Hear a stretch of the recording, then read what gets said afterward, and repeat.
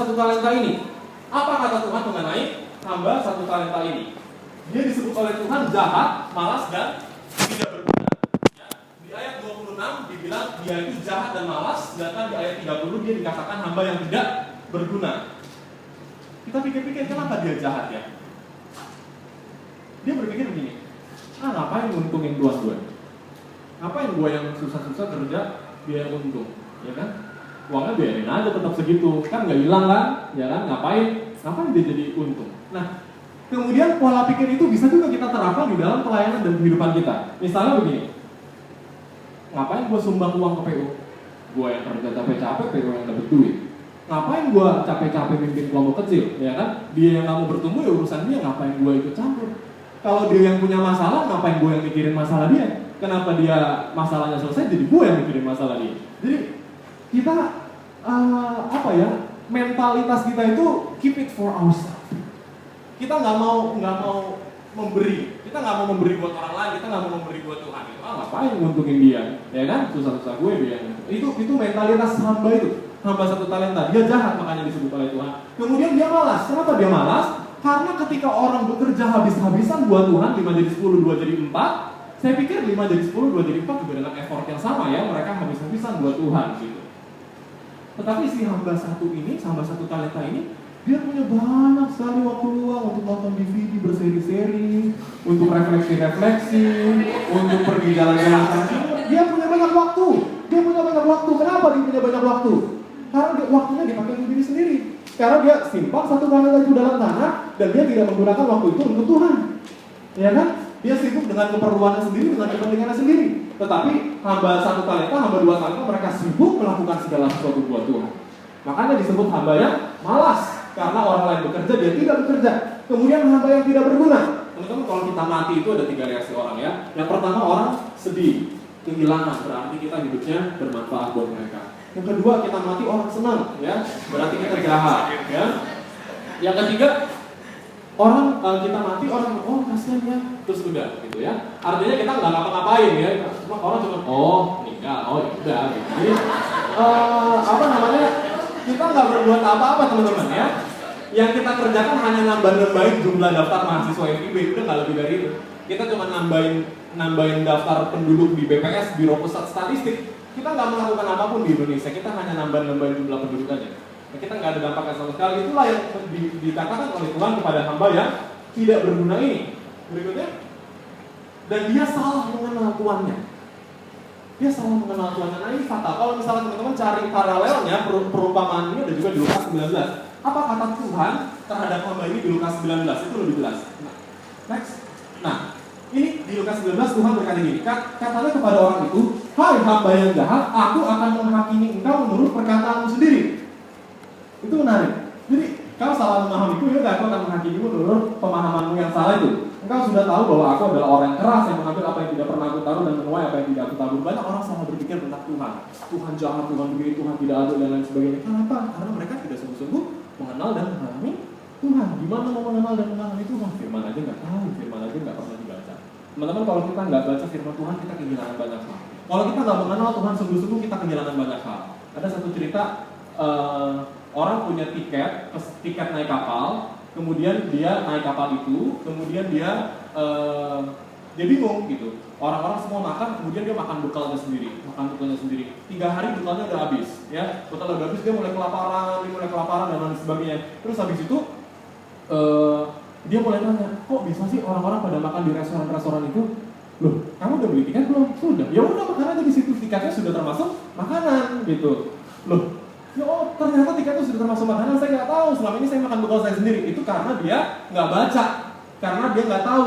Teman-teman, kalau kita nggak baca firman, kalau kita nggak berdoa, kita nggak tahu apa aja yang ada di dalam firman Tuhan. Kita nggak bisa hidup, kita nggak bisa mengenal Tuhan kita nggak bisa tahu dia maunya apa. Sedangkan itu yang paling penting. Yang Tuhan bilang, yang akan masuk ke dalam kerajaanku bukan orang yang berseru Tuhan, tapi mereka yang melakukan kehendak Bapakku yang di surga. Gimana kita mau tahu kehendak Bapakku di surga kalau kita nggak pernah baca? Next. Ayat 19, tuannya akhirnya datang dan meminta pertanggungjawaban. Tuhan datang dan meminta pertanggungjawaban ini bisa 2 hal. Bisa Kristus datang ke dunia, yang kedua kali kiamat, bisa juga kita yang kiamat, kita yang masuk surga, mati ya. Nah, bisa juga kita yang datang ke sana. Nah, Teman-teman, apapun itu, tapi lihat bagaimana ekspresi hamba yang pertama dan kedua ini sangat menarik. Coba teman-teman baca, ya di ayat 20. Ekspresinya gini, Tuhan, 5 talenta Tuhan percayakan kepadaku. Lihat, aku telah beroleh laba 5 talenta. Itu nada senang atau nada sedih? Senang ya? Dia kerja habis-habisan loh buat tuannya. Dia nggak ngambil untung loh. Tapi kenapa dia senang? Teman-teman, ini kalimat ini nggak cocok kalau dibaca dengan nada sedih ya. Tuhan, 5 talenta. Aku telah beroleh laba. Nggak cocok teman-teman. Ini nadanya memang senang ya. Coba deh. Di dalam memaksimalkan hidup bagi Tuhan, kita menemukan sukacita sejati, kita menemukan kepuasan sejati, kita menemukan makna hidup yang sejati. Next. Ini kata Paulus di akhir kematiannya, dia menulis surat yang terakhir kepada Timotius, dan inilah surat yang dia tulis. Saat kematianku sudah dekat, aku telah mengakhiri pertandingan yang baik, aku telah mencapai garis akhir, dan aku telah memelihara iman. Sekarang telah tersedia bagiku mahkota kebenaran yang akan dikaruniakan kepadaku oleh Tuhan. Teman-teman, tidak ada sedikit pun rasa penyesalan dalam diri Paulus. Dia puas, dia sukacita, dia menemukan makna hidup. Gila, hidup gue bermakna banget gitu. Setelah dia mau meninggal, itu yang dia alami. Sedangkan begitu banyak orang ketika di ruang ICU, di ventilator dipasang, udah tinggal berbaring aja begini, dia menyesal. Tuhan, andai kata saya masih dikasih 2 tahun lagi buat Tuhan, saya mau kerja dengan Tuhan. Tuhan, andai kata saya masih dikasih 1 bulan lagi aja buat Tuhan. Tuhan, kalau saya masih dikasih 1 bulan lagi, saya mau baca Alkitab tiap hari. Sudah lama, udah terlambat, ya kan? Udah terlambat, itu udah bukan saatnya lagi menyesal. Banyak orang di akhir hidup mereka menyesal. Tetapi mereka yang berjuang habis-habisan bagi Tuhan, mengembangkan semua talenta, kembalikan itu semua buat Tuhan, itu yang mereka alami. Kepuasan sejati, kemenangan yang sejati. Teman-teman, itu yang aku rindukan. Kita juga boleh alami sama-sama, teman-teman. Capek, tapi sukacita. Gitu. Kalau misalnya kita melakukan kehendak Tuhan. Berikutnya, Tuhan bilang, baik sekali perbuatanmu itu, hai hambaku yang baik dan setia. Teman-teman, ini satu kalimat yang kita semua akan rindu dengarkan di surga nanti. Ketika nanti kita semua masuk surga, dia akan panggil si Abraham. Dia bilang, Abraham, dia peluk. Cuman agak lebar. Dia akan peluk si Abraham. Abraham, baik sekali perbuatanmu itu, hai hambaku yang baik dan setia. Aduh, gimana rasanya? Misalnya saya kebayang kalau misalnya saya masuk surga, kemudian dia peluk saya, Kevin, baik sekali perbuatanmu itu, hai hambaku yang baik dan setia. Kita nangis sekali teman-teman di situ.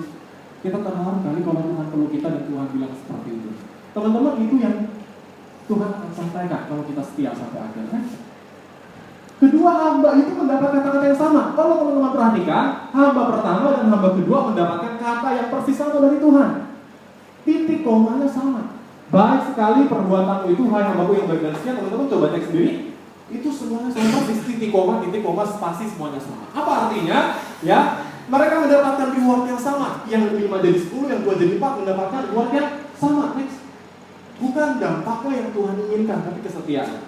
Teman-teman, di satu wadah yang saya baru masuk sekarang, Persekutuan Medis Nasional PMBN Perkantas, saya terharu gitu ngelihat ada satu dokter gigi senior saya, dia jadi bendahara PMBN itu udah 15 tahun, teman-teman. Dia jadi bendahara di PMBN udah 15 tahun, dan selama 15 tahun itu dia selalu menjadi seksi danus di Kemedis. Dari Kemedis yang nggak tahu paling pertama kali sampai Kemedis yang ke-10 tahun ini, dia selalu jadi danus. Dan saat ini saya jadi ketua panitianya dan dia masih jadi danusnya. Apa yang dia lakukan? Dia jualan keripik, dia jualan ini. Udah dokter gigi spesialis loh teman-teman. Jualan keripik, jualan kaos, jualan ini segala macam. Hubungi donatur 1, 2, 3, 4 dan sangat bersemangat. Teman-teman, dia udah usia 40-an dan saya terharu dengan kesetiaan dia. 15 tahun jadi bendahara, 15 tahun jadi danus. Saya rasa kalau dia masuk surga nanti Tuhan akan peluk dia, baik sekali. Kau sudah jadi bendahara aku 15 tahun. Kau sudah atur keuanganku. Teman-teman, itu jadi bendahara itu nggak gampang. Ngurusin duit ratusan juta sumbang sama untuk klinik misi di sini butuh dana. Waduh, dia yang kelimpungan. Gimana nih klinik sini butuh dana? Kemudian defisit sekian puluh juta. Aduh, gimana teman-teman? Jadi danus kita pusing ya. Kita paling nggak mau kali kalau panitia apapun jadi danus. Ini 15 tahun teman-teman. Dan dia setia. Teman-teman, saya pikir Tuhan akan menyambut dia dengan pelukan yang sama, seperti misalkan sebanding dengan misalnya misionaris yang udah memenangkan ratusan banyak jiwa, misalnya begitu. Mungkin pelukannya sama dan kata-katanya sama. Yang Tuhan inginkan adalah kita setia. Kita punya talenta apa sih? Mungkin dia talentanya ya di situ, satu itu, tapi dia betul-betul berikan yang terbaik buat Tuhan. Dan dia setia sampai hari ini. Next.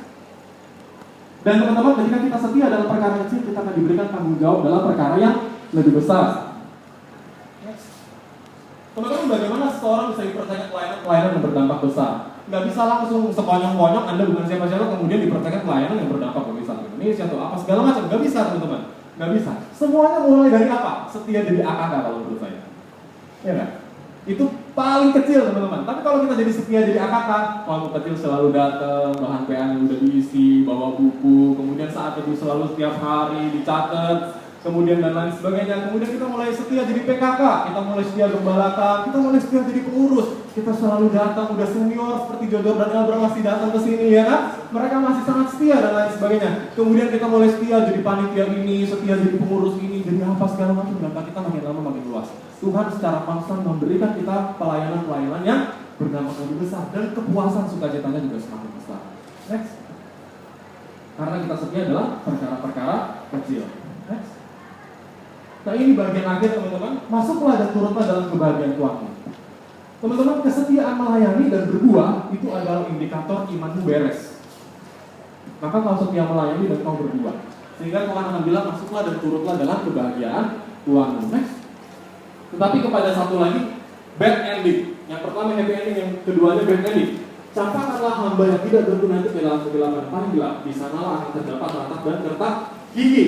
Keberpusatan pada diri sendiri, enggan melayani, enggan menguntungkan orang lain, itu indikator kita tidak mengasihi Kristus. Jadi kita akan lihat ending kita kira-kira yang mana, ya? Itu iman kita beres atau tidak, itu yang kita harus lihat. Pendarahan diri kita udah beres atau belum di hadapan Tuhan. Pelayanan kita udah setia belum dan lain sebagainya. Next. Kita kalau jadi PKK aja nggak setia, kita akan gimana nanti di hadapan Tuhan pertanggung jawabannya. Jadi para PKK yang hadir di ruangan ini setialah, oke? Kesimpulan. Segala yang kita miliki bukan milik kita tetapi milik Tuhan. Itu tadi hal pertama kita bahas ya. Sehingga aplikasinya jangan sombong dan Tuhan bebas memakainya kapanpun dia mau memakai talenta itu, kita harus bisa memberikannya buat Tuhan. Next. Kita adalah hamba, kita adalah milik Allah. Dia adalah penguasa dan pemilik hidup kita. Kapanpun dia mau kita melakukan sesuatu, kita harus siap. Next. Tuhan beri talenta tiap orang berbeda menurut kesanggupannya. Makin besar pemberian, makin besar tanggung jawabnya. Next. Ketika kita mencintai Allah dan kita mengenal Allah, maka apapun yang diberikan kepada kita, kita akan kembangkan. Kita akan kembalikan bagi dia secara otomatis karena kita mencintai dia. Dalam memberikan hidup kepada Tuhanlah ada sukacita, ada kepuasan, ada makna hidup yang sejati. Kita bisa bilang, Tuhan, lihat Tuhan telah percayakan kepada 5 talenta, sudah berbuah dari 10 talenta. Next. Yang Tuhan lihat bukan besar kecilnya dampak, tetapi kesetiaan kita. Ketika kita setia dalam perkara-perkara kecil, Tuhan akan mempercayakan kita perkara-perkara besar. Yang terakhir, dalam konteks akhir zaman, dalam akhir konteksnya, Allah ingin kita berjuang untuk berbuah bagi kerajaan Allah dan bukan hanya diam-diam mencari aman untuk diri sendiri. Oke? Mari kita berdoa.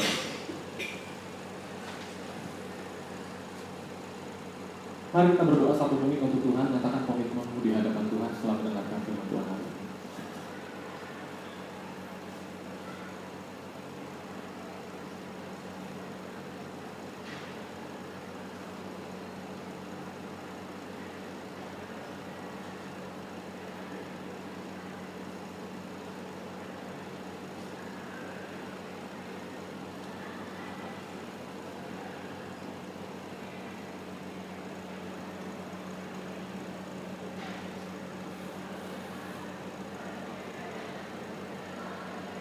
Tuhan, dengarkanlah doa hamba-hambamu yang dinaikkan dengan tulus di hadapan-Mu.